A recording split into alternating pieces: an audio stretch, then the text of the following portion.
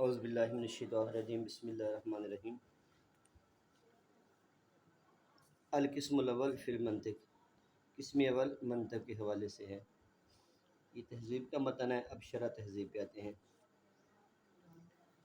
قولہ القسم الاول، ماتن کا قول القسم الاول، لما علم ضمنا فی قولہ فی تحریر المنطق والکلام، جیسا کہ ضمناً ہمیں یہ معلوم ہو چکا تھا کہ یہ جب پیچھے مصنف نے کہا تھا نا کہ یہ کتاب منطق اور کلام کی تحریر میں ہے،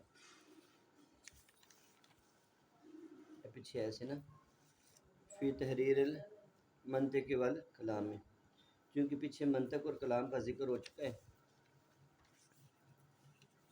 اب اس طرح سے شرح کار کہتے ہیں کہ جب ضمنی طور پر ہمیں یہ معلوم ہو چکا تھا کہ یہ کتاب جو ہے نا یہ منطق اور کلام کی تحریر کرنے میں ہے۔ ان کتاب لا قسمین، کہتے ہیں یہ جو پچھلی عبارت چلی تھی، اس سے میں یہ پتہ چلتا تھا کہ کتاب کی دو قسمیں ہیں۔ لم یحتج الی تصریح، اب تصریح کی حاجت نہ رہی۔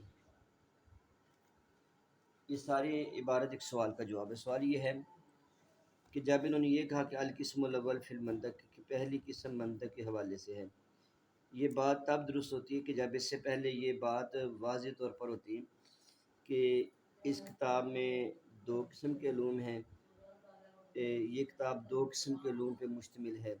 پھر اس کے بعد یہ بات کہتے ہیں کہ جو پہلی قسم ہے وہ منطق کے حوالے سے، دوسری قسم کلام کے حوالے سے ہے۔ تو جب کہ یہ اس سے پہلے واضح طور پر یہ چیز نہیں لکھی، تو یہ کہنا القسم الاول فی المنطق یہ درست نہیں ہے۔ تو اس کا جواب یہ دیا کہ اگرچہ واضح طور پر اس سے پہلے تو نہیں لکھا کہ یہ کتاب دو قسموں پر مشتمل ہے، لیکن ضمنی طور پر پیچھے گزر چکا ہے کہ یہ کتاب منطق اور کلام کی تحریر کے حوالے سے۔ سوال جب ہو گیا کلیئر؟ فصح تعریف القسم الاول بلام العہد، اب قسم الاول پر لام عہدی لانا بھی درست ہے۔ یہ العہدی، ال جو ہے نا بیٹا یہ چار قسم کا ہوتا ہے، الف لام جنسی، اس طرح گراکی، عہد ذہنی اور عہد خارجی۔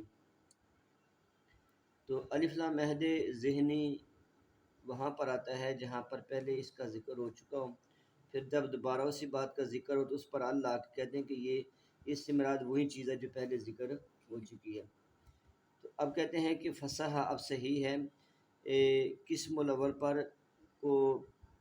تعریف کا مطلب تعریف کرنا نہیں بلکہ معرفہ بنانا لام عہدی کے ساتھ، لام عہدی کے ساتھ۔ کہتے ہیں کہ جب یہ بات واضح ہوگی کہ القسم الاول کا پہلے ضمنی طور پر ذکر ہو چکا ہے، تو اب یہ بھی درست ہے کہ القسم الاول پر جو ال ہے یہ ال عہد ذہنی کا ہوں، لکون ہی معہودن ضمناً، کیونکہ جو چیز معہود ہے وہ ضمنی طور پر ذکر ہو چکی، یعنی منطق ہے۔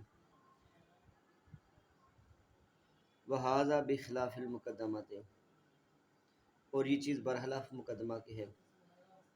مقدمہ تو نکرہ ہے، القسم الاول فی المنطق، قسم اول منطق کے حوالے سے، مقدمہ تو مقدمہ، المقدمہ نہیں کہا۔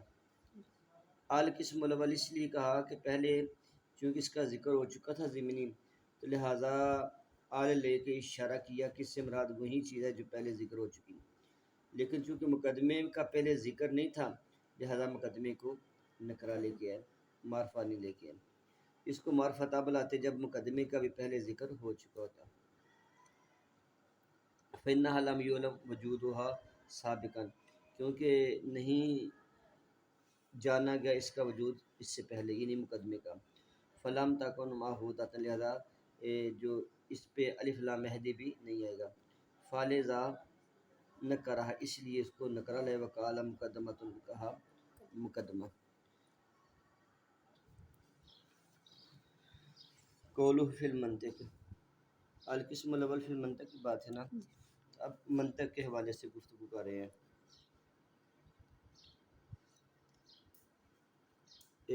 بیٹا اس میں پہلے یہ اعتراض جو انہوں نے کہا تھا القسم الاول فی المنطق، قسم اول کس میں ہے؟ تو قسم اول سے کیا مراد ہے؟ منطق، اور منطق سے کیا مراد ہے؟ قسم اول۔ تو یہ بات درست نہیں ہے۔ جو فی کا بعد ہوتا ہے یہ ظرف ہوتا ہے، اور فی کا ماقبل مظروف ہوتا ہے۔ ظرف اور مظروف یہ دو الگ الگ چیزیں ہوتی ہیں، ان میں تغیر ہوتا ہے۔ جو فی کا ماقبل ہے وہ مابعد ہے، جو مابعد ہے وہ ماقبل نہیں ہوتا۔ مثلا پانی جگ میں ہے، اب پانی اور چیز ہے، جگ اور چیز ہے۔ قلم دوات میں ہے، قلم اور چیز ہے، دوات اور چیز ہے۔ اب قسم اول منطق میں ہے تو قسم اول بھی منطق اور منطق بھی منطق۔ اعتراض سمجھا گیا؟ اب جب آپ کے ذہن میں یہ بات آ گئی کہ قسم اول منطق میں ہے، اب یہاں پہ آئے فی المنطق فَإِنْ قِيلَ، پس اگر یہ کہا جائے لَيْسَ الْقِسْمُ الْأَوَّلُ إِلَّا الْمَسَائِلَ الْمَنْطِقِيَّةُ، اگر کہا جائے قسم اول بھی تو نہیں ہے مگر صرف منطقی مسائل، فما تجیح الظرفیت، اب اس ظرفیت کی توجیہ کیا ہوگی؟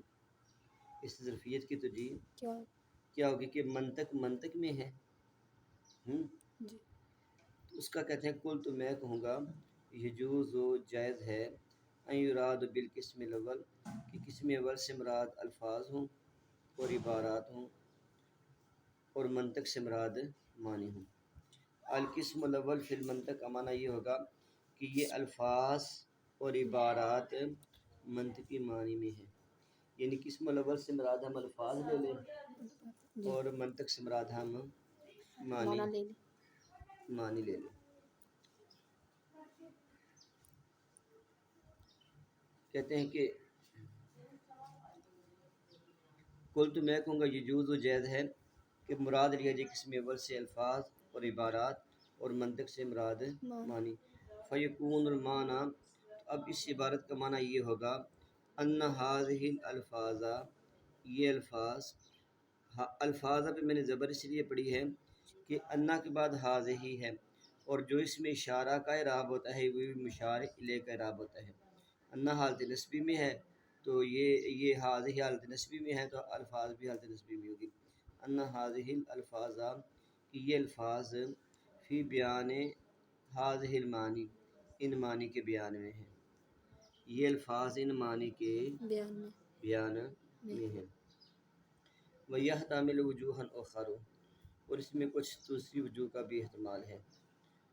تفصیل یہ ہے ان القسم الاول، کہ قسم اول سے مراد کیا ہے؟ عبارت عن احد المعانی سبت، 7 معنی میں سے کوئی ایک معنی ہوگا۔ 7 چیزوں میں سے قسم اول سے مراد 7 چیزوں میں سے کوئی ایک چیز ہوگی۔ نمبر 1 الفاظ، نمبر 2 معنی، اور نمبر 3 نقوش۔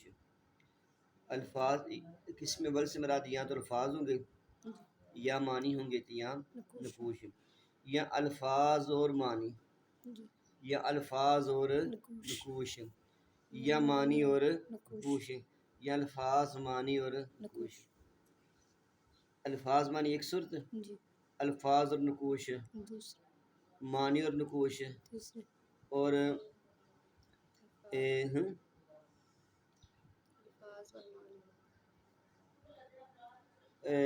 نقوش اور الفاظ، اور نقوش اور معنی، مطلب انہاں ہر ایک نو دوسرے دے نال ملا کے پڑھا گے یا تینوں کو اکٹھا، کہ اس سے مراد الفاظ ایک قسم، معنی نقوش 3، الفاظ اور معنی 4، معنی اور نقوش 5،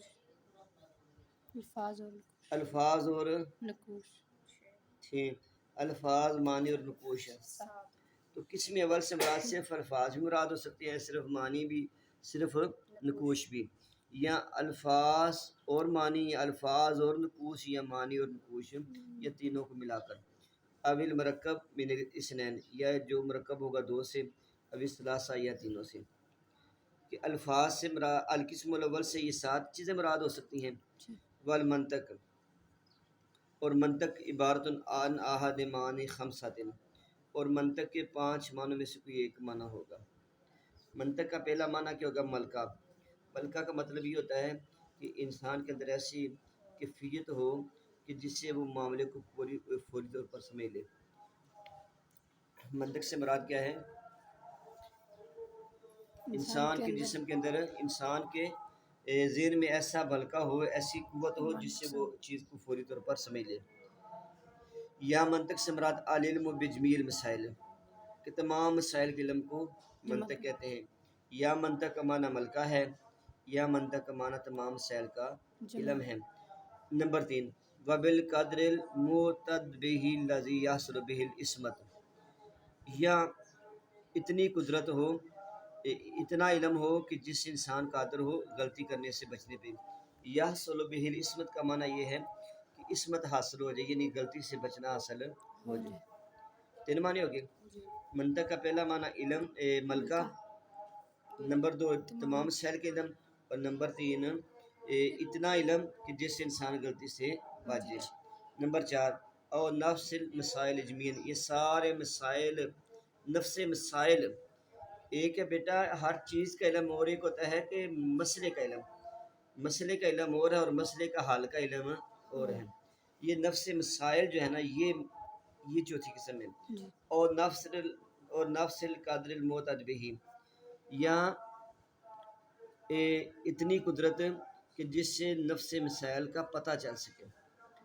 فیحصل من ملاحظۃ الخمسۃ ما ثبت 35 احتمالات، تو اب کیا ہو جائیں گے؟ القسم الاول میں 7 احتمال تھے، اور منطق میں کتنے ہیں؟ 5 ہے۔ 7 5 35، اب 35 احتمال، 35 صورتیں اس کی بن جائیں گی۔ القسم الاول فی المنطق سے مراد کتنی صورتیں بن جائیں گی؟ 35۔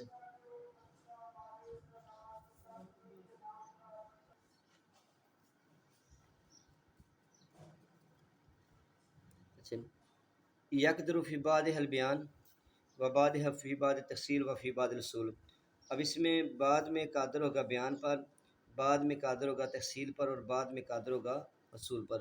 حیث ما واجدہ العقل السلیم مناسبا، جہاں بھی عقل سلیم مناسب سمجھے گی اس پر قادر ہوگا۔ اب بیٹا یہاں پہ بیان، تحصیل اور حصول سے کیا مراد ہے؟